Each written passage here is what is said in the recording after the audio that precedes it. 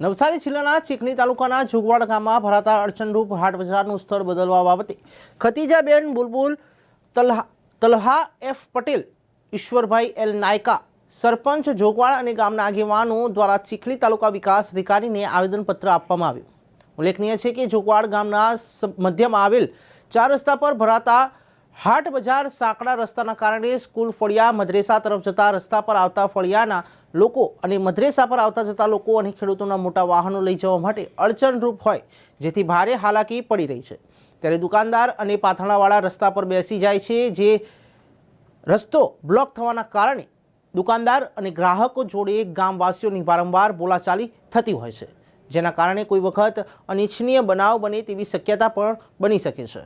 જેથી હાટ બજારનું સ્થળ બદલવામાં આવે તે બાબતે ચીખલી ટીડીઓને લેખિતમાં રજૂઆત કરવામાં આવી છે। અમારે ત્યાં ઘણા વર્ષથી લગભગ 8-10 વર્ષથી હાટ બજાર ભરાય છે।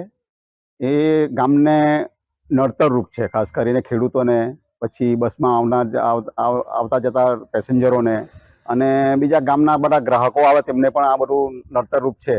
અને બીજી એક ગેરફાયદો એ પણ છે કે એમાં અમુક દૂષણો પણ છે, એ પણ હટી જાય એવી ઘણી બધી સમસ્યા છે। તો અમે એમ કહેવા માંગીએ કે આ હાટ બજાર બંધ નહીં થાય, પણ તે સ્થળાંતર થાય એવી અમે અપેક્ષા રાખીએ છીએ નામથી કે એક અમે ડીડીઓ સાહેબને રજૂઆત કરી છે। જી, તમે કોને રજૂઆત કરી? અમે ટીડીઓ સાહેબને રજૂઆત કરી છે।